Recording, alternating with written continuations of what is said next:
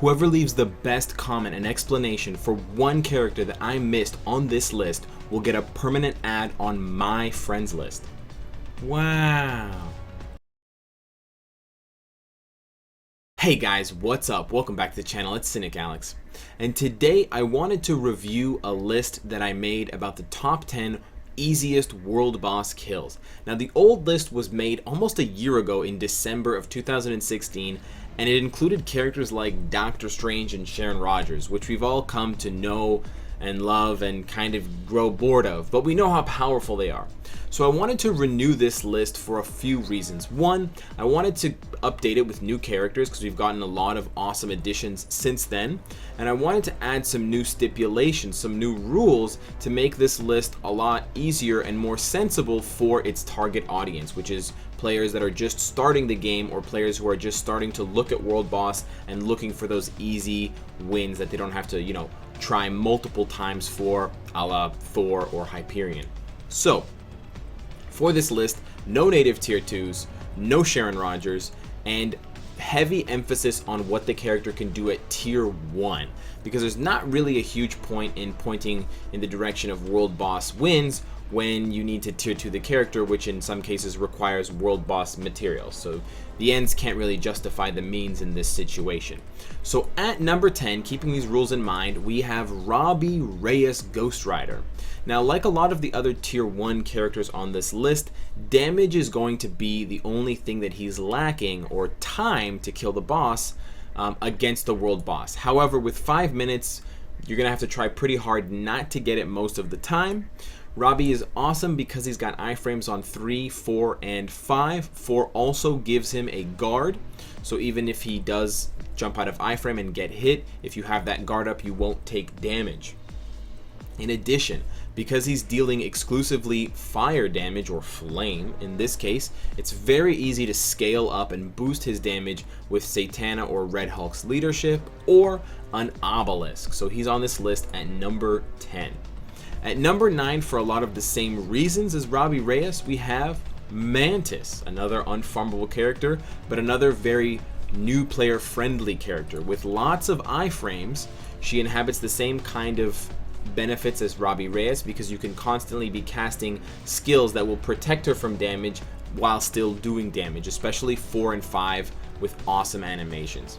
In addition, if you get hit when she's out of iframe, when she's not invincible because of the movement of her skills, you can heal with her self-healing 4-star passive, which brings her up to 90%, which is basically where you started. Again, the only thing that she's really missing to make it a very clean, easy sweep is damage, so do keep that in mind, but she'll still get it done for you the majority of the time. Number 8 on the list, Cyclops. And although Cyclops is a little bit more difficult to use than Mantis or Robbie Reyes as far as skill rotations, Cyclops is on this list at number 8 because he's got a fantastic leadership that will help him boost his damage, so you don't have to worry about that. And he's excellent once you get his skill rotation down and you get comfortable canceling out of that very hilarious but actually very useful 5th skill. Now we all know it channels his 5th skill, so you can cast it for as long as you want, as long as you're not getting hit. So once you learn how to anticipate the enemy's movements, you can cast this long after the immunity has gone away. You can definitely cancel it once the immunity is gone and you can kite, or you can use his very handy iframes on 1 and 2. However, if you can time your skills properly, you can cast the 5th skill for the full 10 seconds until it's off cooldown, and then just recast it again when the world boss comes out of their stun from losing their shield, or finishes an animation passing from one phase to another. So for those reasons and for the flexibility and overall power, Cyclops is here at number 8. Another X-Men that makes this list that couldn't have made the list almost a year ago, because the X-Men were just a pipe dream back then, is Rogue. Unlike Cyclops, Rogue does not have a self-buffing leadership. In fact, she has a leadership that was a bit controversial because it got changed, but Rogue has a lot of other factors that make her an excellent character. Like Robbie Reyes and Mantis, she has an awesome iframe on her 4th skill. She has another iframe, I believe, on her 1st or 2nd skill.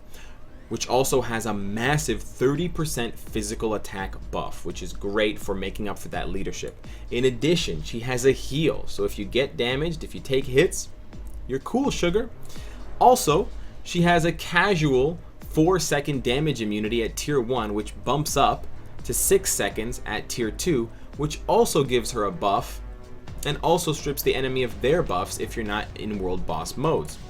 Overall, Rogue is a fantastic character. Really no perfect way to rotate her skills. You can start with her iframes, you can start with her immunity, but however you go about it, she's going to deal good, consistent damage, and she's going to protect herself and heal when she does get hit the vast majority of the time.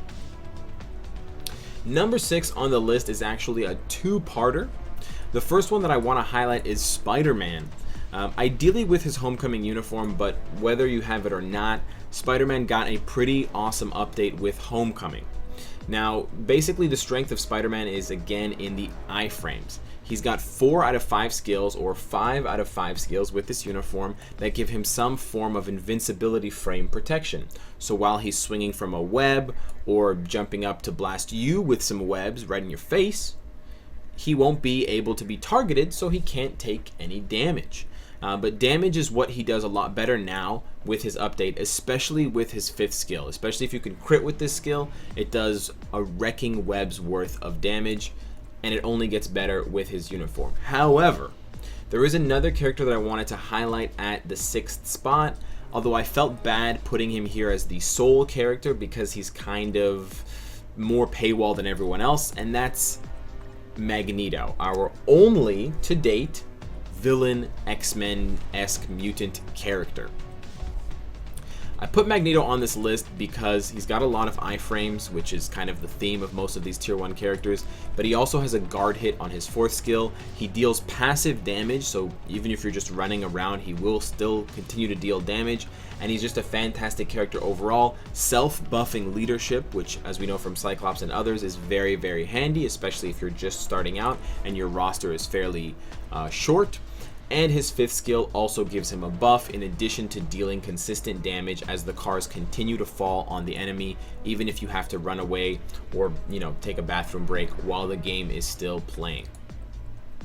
The top 5 on this list do heavily feature bio subscription characters, so I do want to make that clear before we continue. I thought it was unfair to leave out bio subscription characters, but I do want to make note of the fact that some of the best tier 1 characters, especially if you want very easy world boss clears, also happen to be bio subscription or kind of paywall only characters. That's kind of what you're getting for your investment. You do get characters that in some cases are very meta for specific game modes like Extreme Alliance Battle, but I think the overall value of them is best indicated by the fact that you can very easily cruise through world bosses and other 1v1 modes with a lot of these paywall bio subscription characters.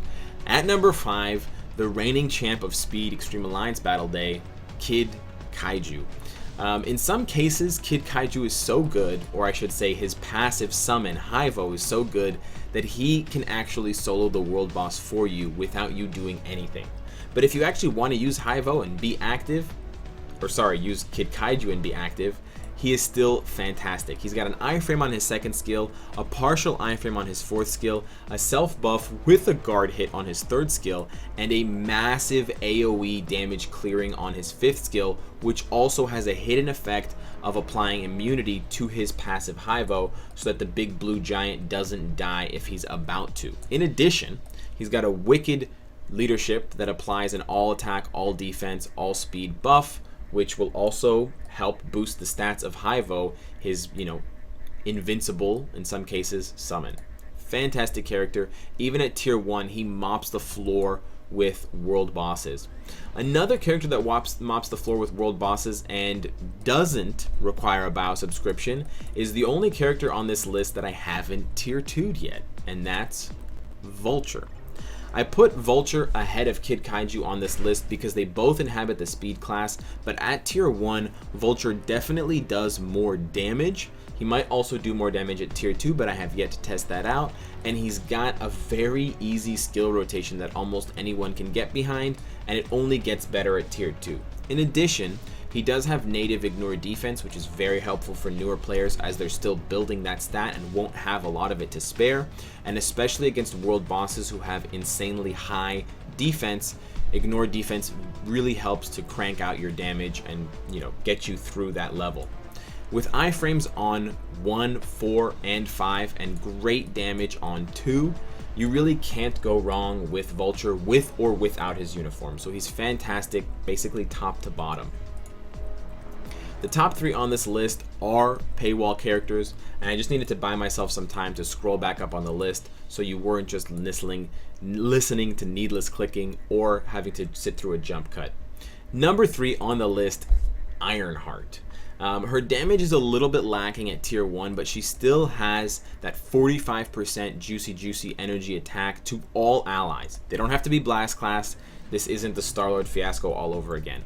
She's got a 5-second immunity on her 5th skill with an awesome animation. Her other 3 skills, 1, 2, and 3, are just decent damage that you're going to want to rotate through quickly. And then her 4th skill is the Money Maker with lots of damage and a long iframe. And when these 2 skills are paired together, 5, 1, 2, 3, 4, it blends together beautifully. All you need is max skill cooldown. I know it's a lot to ask for, but with that, she basically can't get hit. She's either immune for the 5th skill or she's iframing with the 4th skill, and you've basically got a souped up version of Tony Stark and what he should have been all those months ago in Ironheart.